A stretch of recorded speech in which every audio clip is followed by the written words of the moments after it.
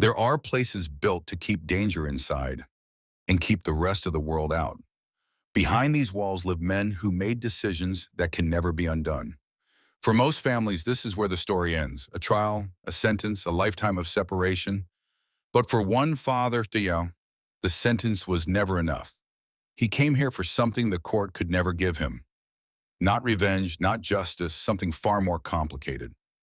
Today, Undyne, he would come face to face with the man who took his children. Before the headlines, before the courtroom, before the prison walls, there was just a father and his children. To neighbors, he was the quiet dad who never missed a school pickup. To coworkers, he was dependable. But to them, he was everything. He wasn't perfect. He worked long hours.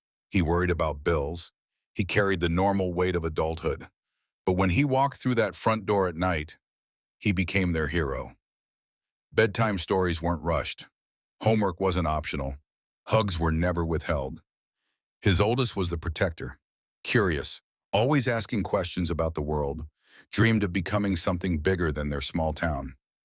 The youngest was Light, the kind of child who filled a room just by walking into it, a laugh that echoed down hallways, a heart that trusted without hesitation. Together they were inseparable. Inside jokes, secret handshakes, the kind of bond only siblings understand. He was there for scraped knees, for school recitals, for every tiny milestone most people forget. He knew their favorite songs, their fears, the way one needed the hallway light left on at night. To him, they weren't statistics. They weren't victims. They were his mornings, his purpose, his reason to keep going.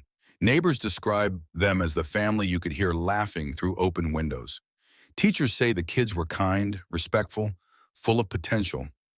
They weren't extraordinary in a celebrity sense. They were extraordinary in the way ordinary love can be. Their life wasn't dramatic. It wasn't perfect. It was normal. And sometimes it's the normal lives that leave the deepest silence when they're gone. Then one day, the house that once echoed with laughter fell completely silent. It happened on a day that began like any other. By nightfall, everything had changed. Authorities were called to the home. What they discovered would shake the community to its core. Two young lives, gone. A father's world, shattered in a single moment. Investigators worked through the night, interviews, forensics, questions that demanded answers. It didn't take long before attention turned to a suspect, someone who had crossed paths with the family. An arrest was made. The man accused of the unthinkable was taken into custody without public resistance. For the father, the arrest didn't bring relief. It only made the nightmare real. The case moved swiftly through the system. Prosecutors laid out timelines. Defense attorneys raised questions. Each day in court meant reliving the worst day of his life. He sat just feet away from the man accused of taking everything from him. They never spoke, but the silence between them was louder than any testimony. When the jury returned with a verdict, the room held its breath. Guilty, some people wept, others exhaled. Justice, at least in the legal sense, had been delivered. But the father didn't celebrate. There was no visible relief, no visible anger. Just stillness, because no sentence, no matter how severe, could return the voices that once filled his home. The judge handed down a life sentence inside a maximum security prison. The courtroom slowly emptied. Justice had spoken. But justice and healing are not the same thing.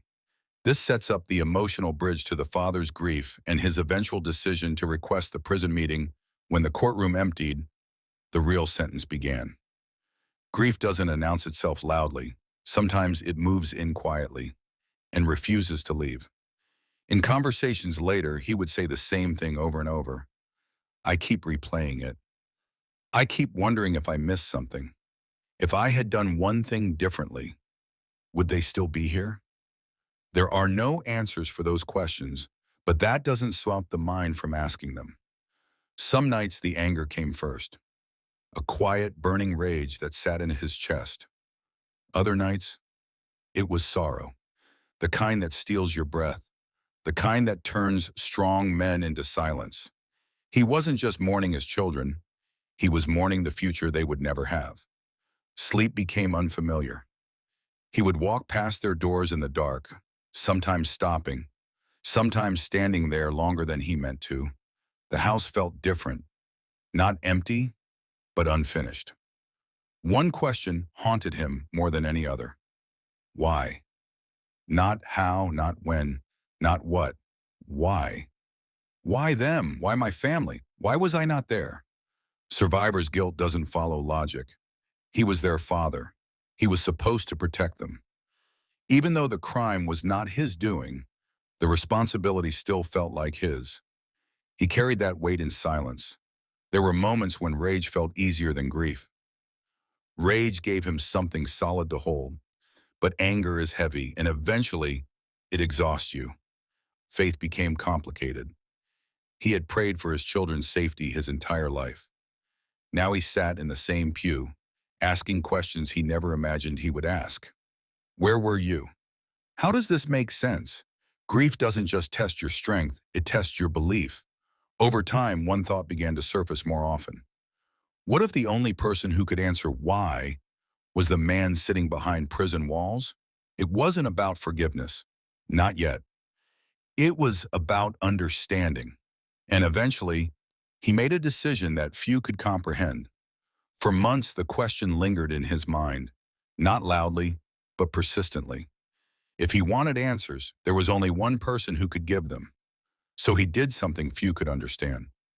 He wrote a letter, not filled with rage, not filled with threats. Just questions. Why my children? Did you think about them? Do you feel remorse? Weeks passed. Then a response arrived. The handwriting was unfamiliar. The weight of the envelope, heavier than paper should be. Inside were words that attempted explanation, words that spoke of regret, words that, for the first time, acknowledged the pain. But ink on paper is different from eye contact. Meeting face-to-face would not be simple. Requests had to be filed, psychological evaluations considered, security risks assessed. Prison officials questioned the purpose. Was this confrontation, closure, or something unpredictable? After careful review, permission was granted. The meeting would take place inside a maximum security facility. Not everyone supported the decision. Some relatives begged him not to go. Why reopen the wound? What good could possibly come from this? Others feared what it might do to him emotionally. They had watched him fight through sleepless nights. They had seen the anger, the sorrow. Now he was voluntarily walking back into the source of it. But for him, this wasn't about the past. It was about what he would carry into the future. A date was set. On that day, two lives forever linked by tragedy would sit across from each other for the very first time. On the morning of the meeting, the sky was unusually clear. But inside the prison walls, nothing felt light. The process began the moment he stepped through the first gate. Beep. Belt removed, shoes scanned, pockets emptied. Every movement monitored, every step recorded. In maximum security facilities, trust is never assumed. He signed his name on a visitor log, knowing the name written below it belonged to the man he came to see. A guard led him down a narrow corridor. Steel doors opened one at a time and closed just as heavily behind him. Each sound echoed longer than it should. The visiting room was smaller than he imagined. No warmth, no color. Just a metal table bolted to the ground, two chairs facing each other. There would be no handshake, no physical contact. Only conversation. Guards stood at a distance, close enough to intervene, far enough to observe. Their presence was a reminder. This was not a normal meeting. This was controlled, structured, contained. He had imagined this moment countless times. Anger, accusations, questions. But now that he was here, his mind was quiet. The door on the other side of the room opened. Do not reveal the other person yet. Footsteps approached. For the first time since the trial they were about to sit face to face. Two men, one irreversible act. One moment that would define them both. For years, their connection existed only through courtrooms and paper. Now there was no judge, no jury, no microphones, just eye contact. The man across from him looked smaller than he remembered.